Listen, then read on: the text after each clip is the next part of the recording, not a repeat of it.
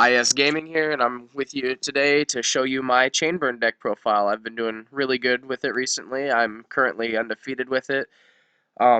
It's pretty basic. I don't really work on side deck very much, so the side deck's really basic. Um, this deck's really fun. It's really scummy though, so if you're gonna go and play this, make sure like you're hoping to God you're going up against opponents that aren't gonna get super salty about what you're playing, and you better hope to God you don't get trap stunned, because if you get trap stunned, you pretty much cry in this deck. Let's start off with the basic cards, creatures. The two Lava Golem. Generally, I only ever put one on the field, but sometimes two is like really nice. But this card's really good because it tributes two monsters your opponent controls, and not only does it do that, it burns. So this card's like really nice, and with other cards that you have in the deck like Dimension Wall, Waboku, Threatening Roar, it's just really nice because those stop your opponent from hurting you. Dimension Wall actually does damage to your opponent, so you can get a nice 4,000 damage off of a Lava Golem just because they try and attack you with it. The next card we do is a draw card. It's a card D, one of the basic cards when it comes to drawing. It's really easy to use just because this deck doesn't really have very much field presence, and it's probably one of the only cards you're ever gonna like normal summon game one unless you decide that you want to have some type of attacking monster in this deck, which I know a couple friends that play this deck and they actually use the Watt engine that I have in my side deck in the main deck because they don't like the speed of the deck and they want it to be a little faster. I personally think that this drawing capability is a lot better than the Watt engine. The Watt engine is just really good game 2 because you can keep attacking and stalling so that your opponent can't destroy your monsters. Um, then the other card I run is 3 copies of Swift Scarecrow. This card's really nice because I like it because it's discarding, so Vanities doesn't affect this card. Um, it's really helpful compared to Battle Fader right now, especially because Vanities is a really good thing in a lot of decks right now. And this card pretty much just, stops your opponent from hurting you. It's nice. Then we play 1 copy of One Day of Peace. If this was at 3, I would be playing it at 3, not because you don't take any damage this turn, but because you draw the card, and drawing in this deck is really nice, and going a couple turns without taking damage is really helpful. Then we play 3 copies of Pot of Duality. This card's just spherically important in this deck for consistency reasons, because you will have moments where you draw a brick. You draw the worst hand completely possible, and this card just makes it so much easier to get out of that hand. I've had moments where I've drawn all my stall cards all at once, and it's kind of sucks just because I don't want like 3 Wabokus, a T-Roar, and a Swift Scarecrow in hand, because that means that my chances of needing to stall later out might hurt, and it's going to be harder for me to burn because this deck is generally pretty consistent, but when you draw a brick, you brick real hard. Thankfully, I've been able to play out of it, and that's why I'm still undefeated with the deck, but everybody has their moments where they can't do anything with a hand, and you will eventually have that every once in a while. Then I play 2 copies of Scapegoat. This is severely important for stalling because this card is just really good. I can't like express how good this card is, in my opinion. The only problem right now is Vanities being a thing, but generally if you activate Scapegoat, your opponent's just going to be like, ha, I don't care. I'll just ram into your tokens, and that's fine.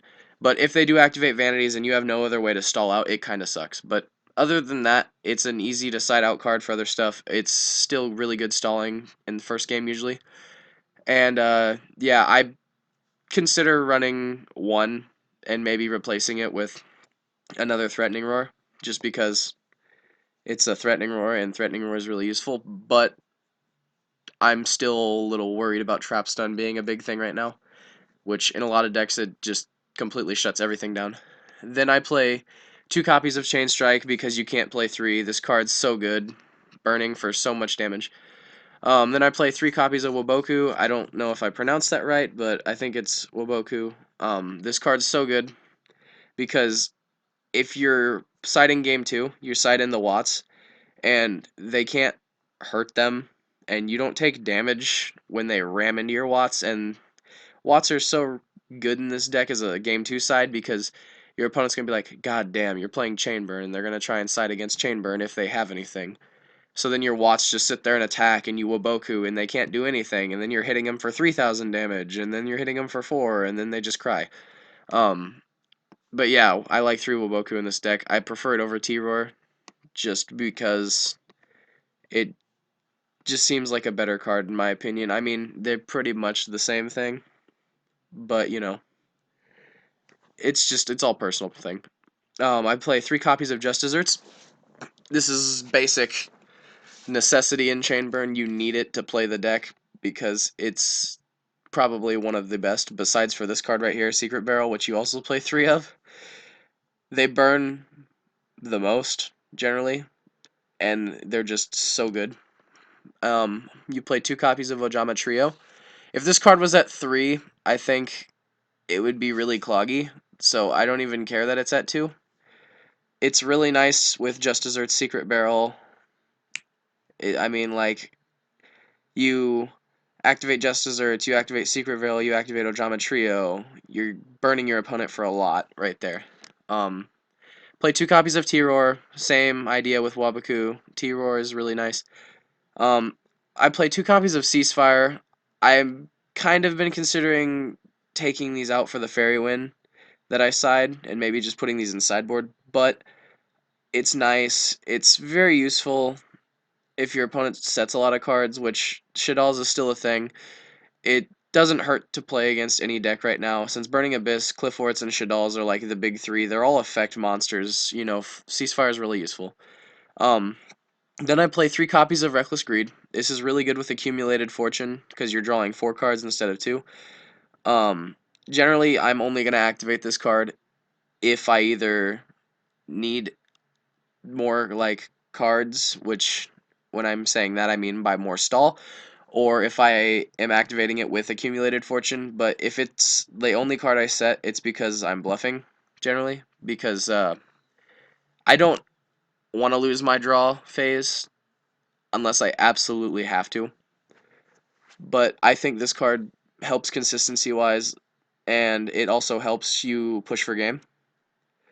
Then I play 3 copies of Dimension Wall. I think this card's a lot better than Magical Cylinder, just because it's just a like better card. It doesn't target the monster and it doesn't negate the attack. It just completely like makes your opponent take the damage. Like Lava Golem, it's awesome because you special summon Lava Golem your opponent's side of the field. Next turn, if they haven't gotten rid of it, they take 1,000. They're gonna turn it to attack, probably attack with it. You Dimension Wall. That's 4,000 damage just from one Lava Golem.